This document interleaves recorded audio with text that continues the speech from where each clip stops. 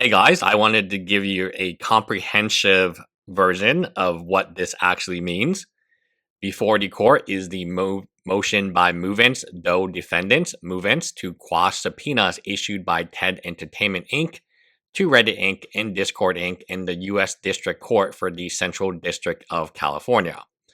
This is the Denon's case. Upon review of movants' declarations in support of their motions to quash, the court hereby orders movants to provide the court the portions excluded from the declarations. For example, the excluded portions referenced in docket number 8, page 2, for in-camera review no later than October 28th, 2025. Movants must send documents electronically to blank. Now, this is really, really important here. In-camera review is essentially the judge looking at the excluded portions and trying to figure out, does this make sense? Is there something that I'm missing here which would explain why this thing is 740 pages? Now, I did some searching on the 740 pages. I looked for the word excluded. So you can see this is the lawyer, Leah Volek, 548 pages. The mention of the word excluded is mentioned twice, but it's actually mentioned by Ethan Klein. And Ethan Klein is mentioning it in terms of he doesn't want to, he's not copywriting music or something else or like other information that's already been copyrighted. That's going to be excluded from this claim. So that has nothing to do with this motion. Here, you have the motion to quash. I'm just going to read it to you. Those submit these declarations publicly in support of their motion to quash. Some details, including personal and medical details, I have no idea why medical details would be relevant, and details which could be used to identify those have been excluded from these declarations and are not being filed publicly. For those privacy and safety, the quote, excluded portions.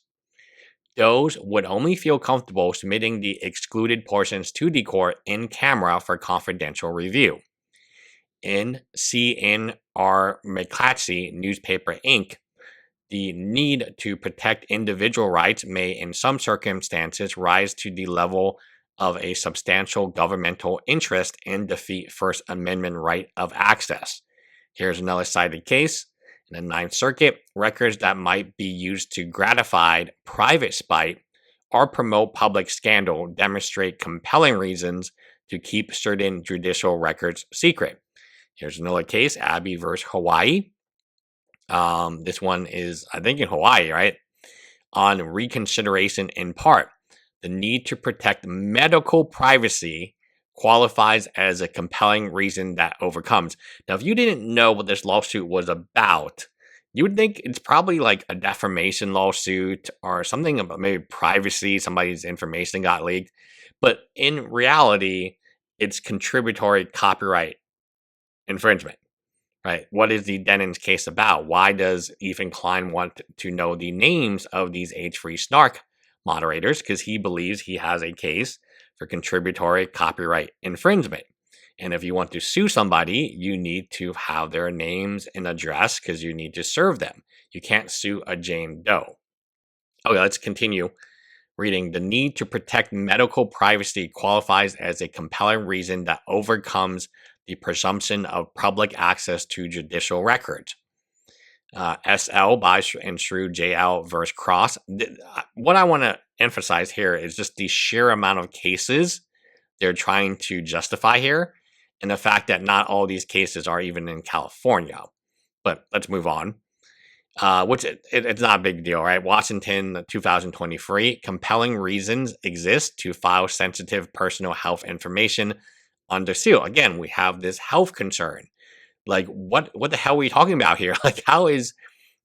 Now, I will get into why they're saying this, and it's such a roundabout way that only an H3Snark mod would come to this conclusion in 740 pages, because so out of the 740 pages, the actual reference to medical is on like the very last page when they're talking about they're talking about health concerns because this is stressing them out. No, I'm not even talking about mental health here. I'm talking about this is like they're not being able to sleep at night and so on. This is the medical health concerns we are tackling here. C. Irwin versus Warren. This one is in California. Protecting identities of jurors and their families is a compelling state interest reflected in California law. Again, why? I mean, how is their jurors like are what is going on here? Like, how are these cases so? How are these cases relevant to H3 mod? They're moderators, like of a Reddit, they're of a subreddit, harassing even. Like, why would any of this stuff make sense? So, medical, and then we have jurors. They are not jurors, right? So, why would you cite this case? Here, those are not at this time seeking to file the excluded portions of their declarations, as the court may not find it necessary to consider the excluded portion in order to resolve those motions in quash. This is like crazy. Like, if this is not relevant, why would you put it here? Like, why would you? Oh, it could be relevant. No, you just don't mention it. However, if the court, upon review of the current record, determines it would assist its decision to review the excluded portion of Doe's declaration, Doe's respectfully request permission to submit the excluded portions of their declaration containing potentially identifying sensitive personal, medical. We have medical and we have health for the court's confidential in-camera review. So as we mentioned, the court in camera could decide, hey, you know what, this stuff is not confidential and it's not sensitive, and we're just going to publish it all because you guys called me out, I called you out, and that's how it goes. At the end of the day, this is a very bizarre case for many reasons. A, the length of the case. B, the lawyer of the case. C, even the fact that and we're talking about Reddit and so on and Discord and getting usernames is kind of weird, right? It's not something that you see every day. Now, but we always forget the point. This is a copyright case, right? Whether or not Ethan Klein has a case against these people in terms of getting their real names is wholly dependent on whether or not Denons can be sued for copyright, and there's potentially a good case there.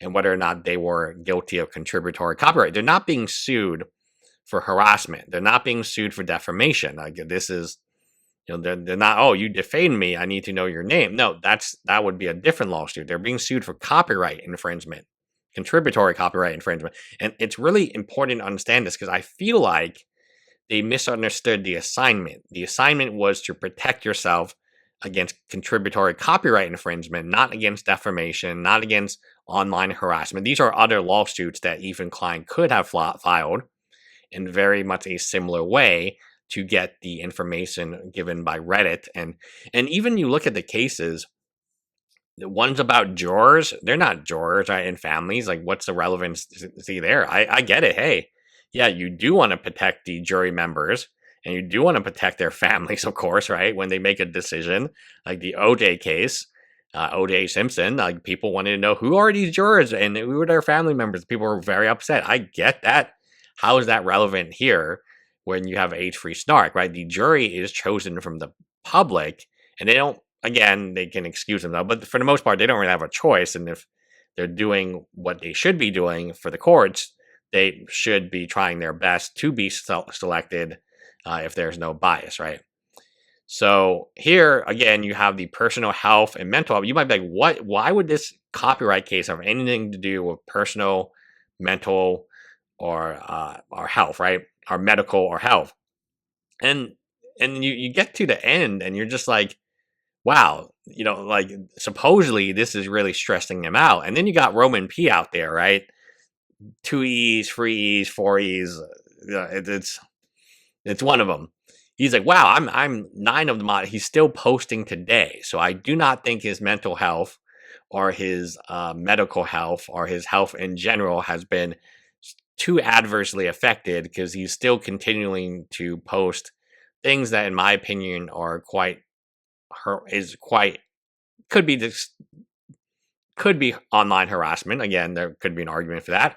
are defamatory. They're definitely things that are not pro Ethan Klein, and he's still posting them today. So if he really was so super concerned with that, so again, maybe these are different moderators, we don't know, but that specific moderator was super concerned about his mental health, and his medical issues, then why would he continue to keep posting? It's a little bizarre here, right? So again, maybe there are different moderators. We don't really know. We don't know how many moderators are in this particular movement. We don't know how many Jane Does there are. There seems to, quote, be more than one, because they're saying could identify multiple of them. And we don't know if Roman P is one of these. Roman P, or we call him 9 mods, because he's literally 9 of the moderators. He's one human being with 9 moderator accounts to a subreddit snark account. I mean, this stuff is like, I really do believe there is a confusion on their side that the more information they send, the more USB drives, there's 740 pages filed twice, by the way, that this somehow means like they're winning. It's the same with Roman P. The more moderators he creates, user accounts creates, and the more they interact with each other, in his mind, he's thinking, wow, what a great subreddit. Look at all these people interacting with each other. Look at all these amazing moderators we have. When, like, in truth, you only really need one moderator. You only need, like, 1 or 2 moderators. Like, having 18, 20, whatever number of moderators there are, but having half of them be one person it's nonsense. And having written 740 pages about including medical health, it's just like, what are we were talking about whether Ethan Klein has a legitimate shot at suing you for contributory negligence, and therefore he needs, or contributory copyright infringement, and therefore he would need to know who you are and where you live. That's it. Right? That's it. It's not complicated. That's your defense. That's what you have to defend against. Why would your medical records be relevant at all for this? I'm just failing to understand. Anyway, bye guys.